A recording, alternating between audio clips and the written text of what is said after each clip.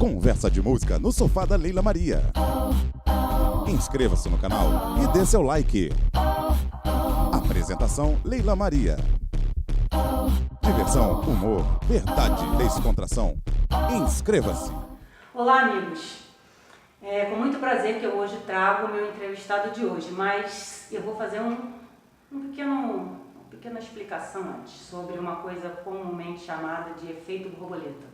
O efeito borboleta foi uma citação de um matemático americano chamado Eduardo Lorenz, em 1963, e ele fez essa citação para falar sobre uma equação, sobre um efeito semelhante a tipo uma borboleta bate asa aqui e causa um tsunami no Texas.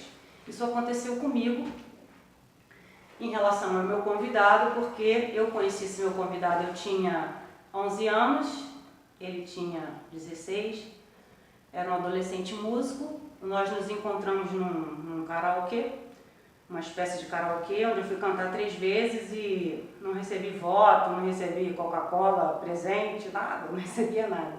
E eu saí de lá muito triste por causa disso, porque eu achava que eu podia, mas ninguém me dava crédito, então eu ficava naquela dúvida sem saber qual era. Uma vez eu saí desse lugar e esse meu convidado fez um comentário de que de todas aquelas crianças que iam ali, a única que seria uma cantora de verdade seria eu, porque eu tinha condições para isso. Eu ouvi ele dizer isso, e isso mudou toda a minha vida. São mais de 30 anos como vocalista, como cantora, e eu devo praticamente tudo isso a ele. Com vocês, Kleber Jorge, meu convidado de hoje. Tudo bom, Kleber? Tudo bem. Estou muito feliz de você estar aqui comigo. É um grande prazer, da mesma forma. Eu quero que você me explique como é que é essa coisa de sair de Inhaúma e parar em Los Angeles. Pois é, né? É um contraste muito grande. Então, essa coisa acho que eu já tinha dentro de mim, acredito, um pouquinho, mesmo assim, bem novinho, adolescente, realmente de uma certa ambição. Mas você tinha algum músico na família? Tinha um músico na família, sim, tem que falar isso. Porque tudo começou porque meu pai era músico, né? Sim. Meu pai era músico, ele era contrabaixista e cantor, professor de Olha. música. Então ele queria que eu fosse músico, né? Ele queria tentar fazer que eu fosse músico. O que não é uma regra. O que porque não é até naquela época todo pai não queria que o filho fosse músico. Então seu pai devia ser um músico muito bem sucedido. Ele para era. querer que você fosse músico também e acreditar nisso. Porque se não fosse músico, ninguém acreditava nessa conversa. Exatamente. Porque contanto que eu fosse músico de uma orquestra sinfônica, para ele estava tudo bem, entendeu? Ele não queria que eu fosse músico popular, que eu vivesse de música assim, sabe como é que é? Na aventura, entendeu? Sem ter nada assim concreto, certo. Então, para ele, a orquestra sinfônica era um emprego para músico, e realmente sempre foi, um bom emprego, um bom salário, aquela coisa toda. Então ele me deu um violoncelo. Ele comprou um violoncelo, como eu já estava estudando música, e antes disso ele me preparou para fazer prova para a Escola Nacional de Música. Mas como era aquele negócio de que você falou que ele obrigava você a solfejar? Sim. Como é que era isso? É o seguinte, quando eu tinha 8 anos, ele começou a me dar as aulas de solfejo para você aprender a solfejar. Vai vendo aí. Então, com 8 anos, eu já sabia ler música, assim, solfejando, dó, ré, mi, fá, sol, tudo. 8 anos? 8 anos. Sem pegar no instrumento? Sem pegar no instrumento, tudo na base da leitura, assim. Então, essa idade que você aprende realmente, que você guarda tudo na sua cabeça, não tem jeito de esquecer. E você gostava disso? Olha, era difícil para mim, porque 8 anos, né, eu queria ir Eu brincar. imagino que devia ser uma droga, né? Eu queria ir brincar, né? Então meu pai, tipo, que me forçava, eu vou te dizer, ele me forçava, ele falava, não, você não vai brincar enquanto você não terminar isso aqui. Primeiro você tem que terminar, tem que se fazer direito para você depois brincar. Então as lágrimas corriam. Engraçado você não tomar ódio disso, né? Porque imagina para uma criança, né? Um trauma, né? Acaba sendo obrigado a fazer uma coisa que não está afim. Olha, ódio eu não te digo que eu tomei, mas eu fiquei um pouco traumatizado. Uma aversão, né? Fiquei um pouco traumatizado, sim. Tanto que quando eu entrei para a Escola Nacional de Música, e depois que eu já estava lá, eu fiquei um pouco assim, meio, sabe assim, viajando, porque eu já estava fazendo meus bailes. com as bandas de garagem, com os amigos meus. O seu pai não se incomodou disso, não? Incomodou. Ele se incomodou e ficou muito triste. Então, eu não passei de ano na Escola Nacional de Música, eu não passei para o outro ano, eu repeti o ano. Então, quando ele soube, eu falei que eu tinha repetido o ano, ele chegou para mim e falou, olha, o negócio é o seguinte, daqui para frente eu lavo minhas mãos, você toma conta de tudo, você é responsável por seus estudos, eu não me meto mais em nada. Porque quando chegou nessa fase aí, eu já estava com perto de 18 anos. Então ele falou, olha, eu não quero me meter em nada porque eu fico muito chateado com tudo isso. Então ele realmente não se meteu mais na minha vida. Isso daí devia ser uma regra da época. Porque eu me lembro também que quando eu fui falar com meu pai que eu ia cantar, e meu pai argumentou que não. Meu pai não era músico, não entendia nada de música, e para ele músico não dava dinheiro mesmo, né? Aí ele chegou para mim e fez essa cena aí. Então, se vira, faz o que você quiser, assim, jogando no meu colo para que eu não fosse. Exato. Mas o Kleber Jorge falou para mim que eu podia. Então. E eu falei para ele, valeu pai, o senhor não acha nada, mas o cara lá achou, então com licença, estou indo. Eu acredito no que ele disse. Exatamente, era o que eu queria, né? Então o que aconteceu foi o seguinte, eu larguei de estudar, mas 3 anos depois, eu resolvi por minha própria conta que eu deveria terminar aquilo que eu tinha começado, entendeu? Sim. Porque eu tinha vontade de fazer faculdade de música ao mesmo tempo. Então eu falei, para eu fazer a faculdade de música, eu tenho que terminar isso aqui primeiro. Que era aquele curso técnico, né, que eu tinha feito.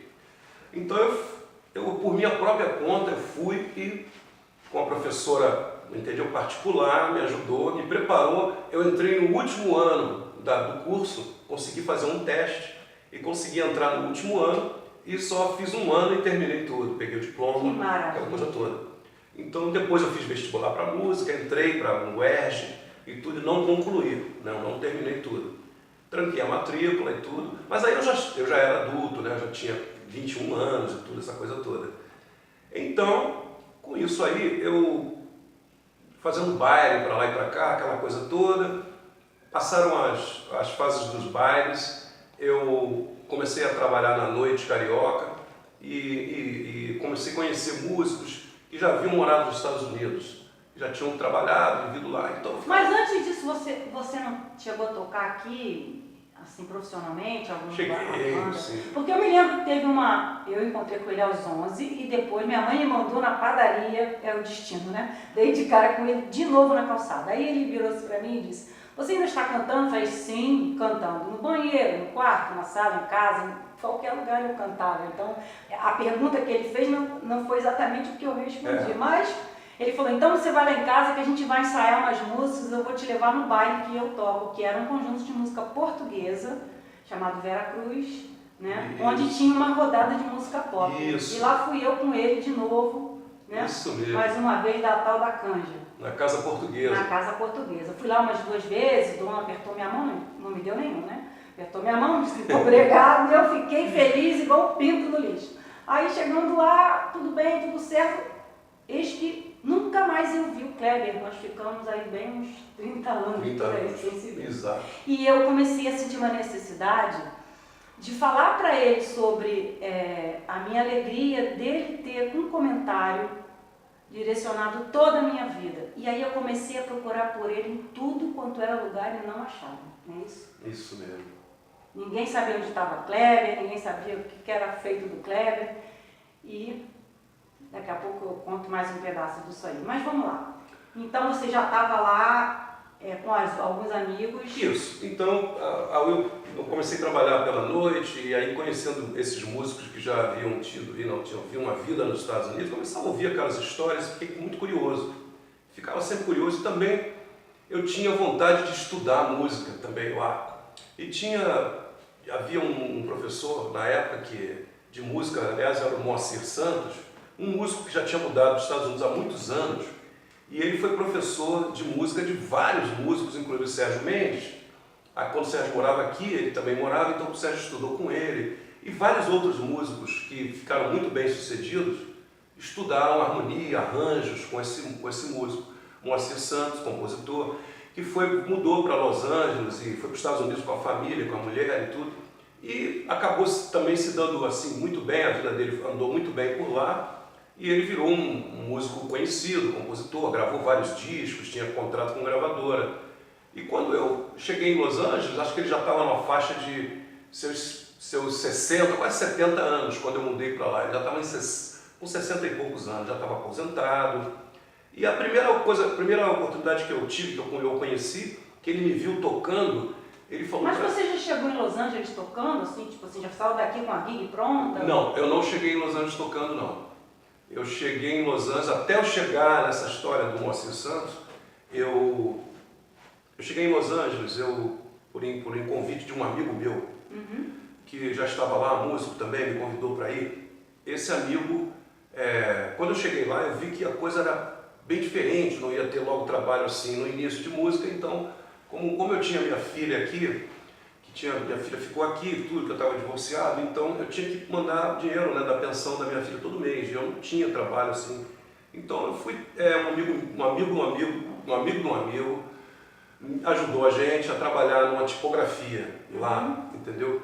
E aí eu fui trabalhar nesse negócio para me sustentar no início, né, para poder mandar dinheiro para cá, e isso aí durou mais ou menos uns 2 meses. E esse trabalho era assim, tipo, tinha trabalho, não tem. Quando tinha excesso de trabalho, eles precisavam de pessoas e eu ia fazer esse trabalho. Nesse meio tempo, eu saía pela noite, dando canja, conhecendo músicos. Então foi assim que eu fui conhecendo um, conhecendo o outro. Até então conheci um músico que me ajudou muito, foi falando do meu nome para um, para outro. Até que um dia eu cheguei, o Sérgio Mendes...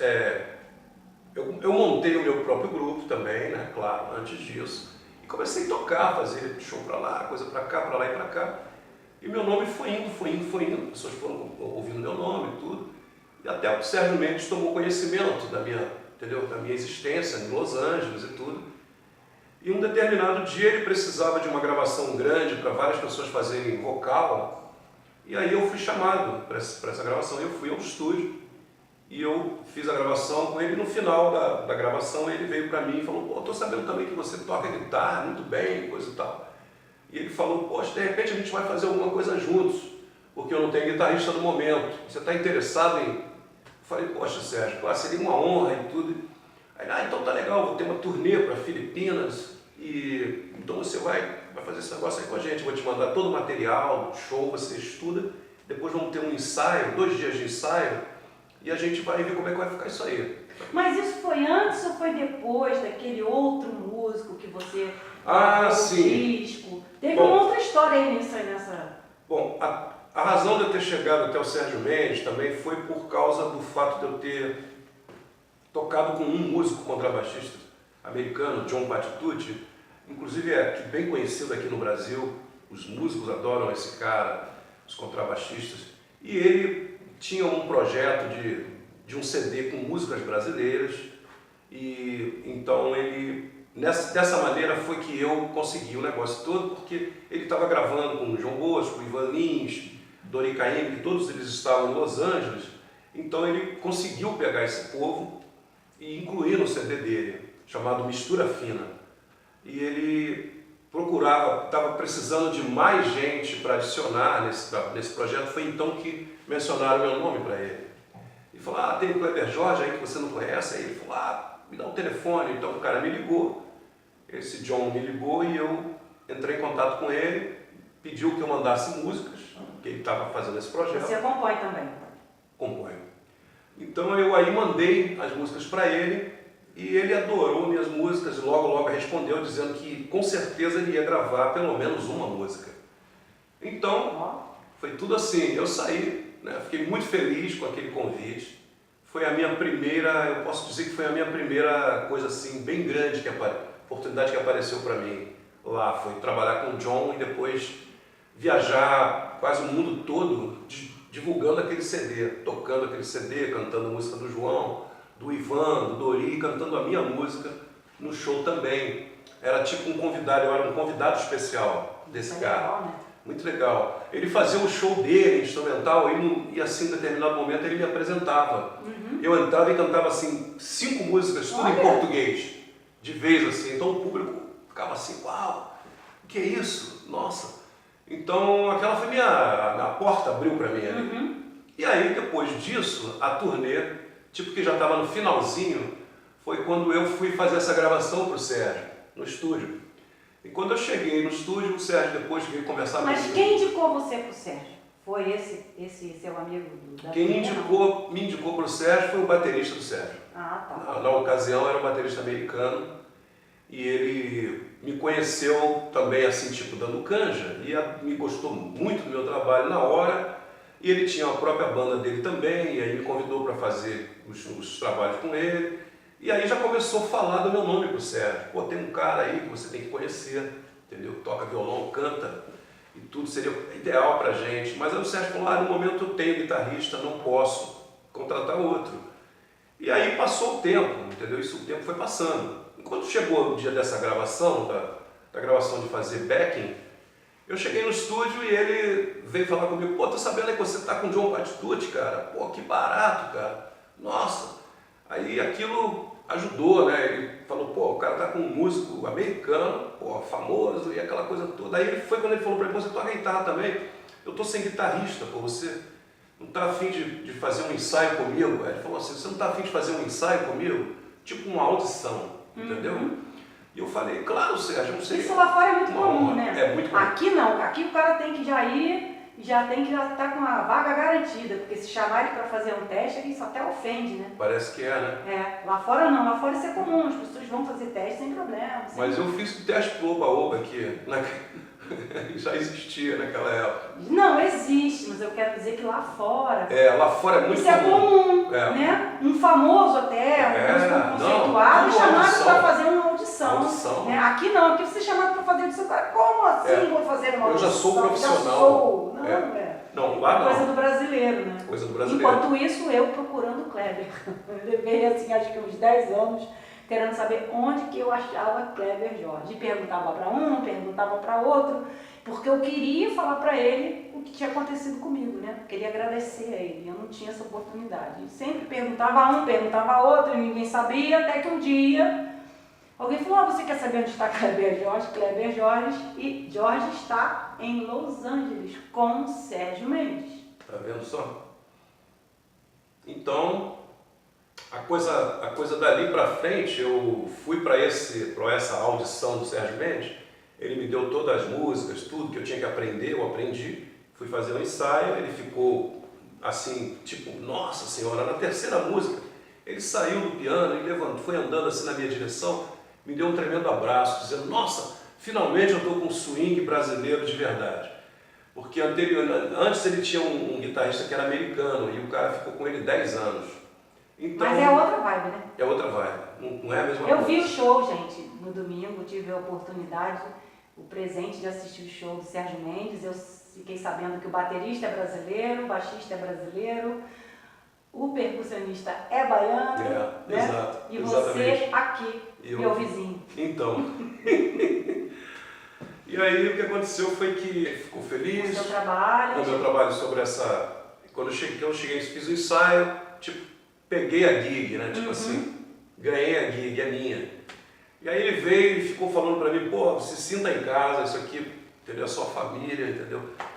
E isso não tinha ainda muitos brasileiros na banda, não. A maioria era tudo americano, só tinha ele, a mulher dele e eu, basicamente. São só 3, né? E 7 americanos, era tipo assim, entendeu? 6 americanos. E ele ainda sentia falta dessa... sentia. Dessa pegada aí, né? Sentia. Então, eu adicionei muito pra banda assim que eu entrei, porque eu não tinha aquele violão, né, com swing daqui. Então, quando eu entrei, a banda já começou a ficar com aquele, opa, tem um negócio aí que é mais brazuca, entendeu? Então, eu fiquei com ele, aí ele ficava assim o tempo todo, nossa, a gente tá no Brasil, aí esse violão, aí ficava o tempo todo assim, brincando comigo. E aí eu fiquei com ele, já são 20 anos, né? Essa história toda. Mas paralelamente ao Sérgio Mendes, eu tenho também a minha carreira, entendeu? Paralela aqui, como compositor, alguns artistas americanos de médio porte já gravaram músicas minhas, assim, tipo estilo sambas, né? Que americano adora samba, né? Bossa nova, samba. Então, vira e mexe, uma pessoa grava uma coisa assim com aquele groove brasileiro e eu já gravaram essa música minha, o John Patitucci gravou essa música minha. Depois, mais uma cantora, uma cantora espanhola gravou a mesma música. Conclusão, essa música, Assim Não Dá, é o nome dessa música. Uhum. Foi aquela que você tocou na canja? Foi aquela que eu cantei na canja. Que a música... Porque assim, eu como sou chique, né? Ele chegou aqui segunda-feira, na terça, ele foi cantar comigo. Vocês devem estar curiosos para ver. Eu tenho um VTzinho disso aí para vocês assistirem. Roda VT. Eu nem pensava em esquecer você. Agora vem você dizendo amor. Eu errei com você. Assim não dá, não vai mais dar pra segurar. Vou esquecer, não paga a pena mais sofrer. Assim não dá, não quero mais me envolver. Parei aqui, parei agora com você. Já foi demais, foi mais da conta, transbordou. Você passou do tempo dele.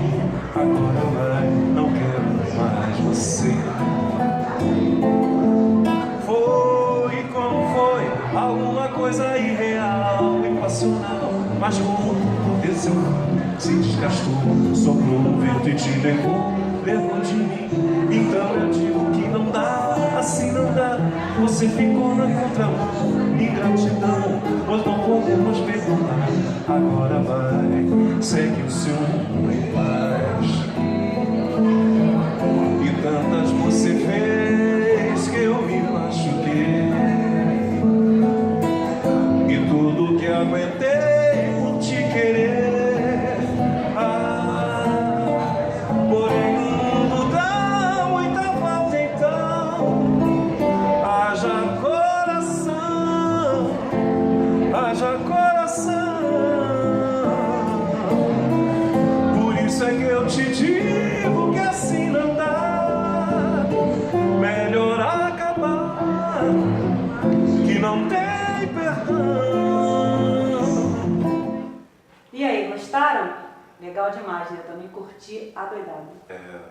Como eu falei, essa música minha, Se Não Dá, eu fui muito assim, feliz com essa música, porque foram 5 regravações diferentes. Uhum. A mais, para mim, a mais que simboliza mais para mim é a da Leni Andrade. Depois vem a desse John Patitucci, aí depois tem uma outra cantora em Los Angeles, americana, que canta português, assim, com sotaque, mas... Tá fraco não, meu vizinho. Então são 5 pessoas que mexeram com essa música, cada um achou seu arranjo diferente, fez um arranjo para ela. Então a minha parceira Regina Werneck, que fez a letra dessa música, e eu escrevi a música. Então nós tivemos essa felicidade, 5 pessoas gostaram e regravaram essa música. Então dá para pegar uns trocadinhos, né? Ali, coisa e tal. Conexos. Isso. Famosos conexos. Famosos conexos, exatamente. E vai por aí, né? Porque eu fiz outras músicas também e tudo, e outras pessoas gravaram também esse negócio todo. Tinha uma cantora americana que, nos anos 90, que tinha contrato com uma JVC, uma gravadora japonesa, e ela gravou 3 músicas minhas, uma em cada CD, e uma dessas músicas no Japão estourou, fez um sucesso muito grande. E essa cantora foi a única música dela que ela fez sucesso no Japão. Olha! Foi a minha música, desses 3 CDs. Uma música minha foi que estourou. Então também naquela época dos anos 90 eu recebia direitos lá do Japão, sabe? Foi muito legal, me deu uma graninha legal. E continuo, né, ainda compondo e tudo. Estou para lançar um projeto novo, um CD novo, que eu gravei todo aqui no Brasil, 2 anos atrás. Ainda estou trabalhando nele, está quase terminando. E logo, esse ano mesmo vai estar pronto, vai estar saindo. Então vou estar mandando para cá, vai estar sendo lançado aqui também. Legal. Esse show, essa participação do Sérgio Mendes no Blue Notes, foi uma inauguração da casa? Eu ouvi falar que foi uma inauguração, né? Foi uma inauguração da casa. Foi tipo... O Blue Note é uma casa que tem no mundo todo, né? O Blue Note é uma casa que é uma franquia, né? Sim. É uma franquia que começou em Nova York e depois de Nova York ela foi para o Japão. Então no Japão, agora hoje em dia são só 2 Blue Notes, mas já existiram, só no Japão existiam 4, né? 4 Blue Notes, em cada cidade tinha. E nós tocávamos na década de 90, no início do ano 2000, Sérgio Mendes ia para o Japão e tocava os 4 Blue Notes. Era assim, tipo uma semana num, aí 3 dias no outro. Tempos que não voltam. 4 dias no outro. Era tipo assim, entendeu? Então a gente ficava 3 semanas no Japão, entendeu? Fazendo esses só Blue Notes no Japão. Era uma maravilha. E tem também ainda, tem em Milano, que eu não conheço, nós nunca fizemos o de Milano. Na Itália tem um. Agora, recentemente, abriu um em Honolulu, no Havaí. Tem um Blue Note novo também. E tem, se eu não me engano, tem mais um outro lugar que eu não estou lembrando agora. Então, agora nós temos aqui no Rio, Blue Note Rio. E eu tive a oportunidade e o prazer de estar nesse show, assistindo esse espetáculo maravilhoso.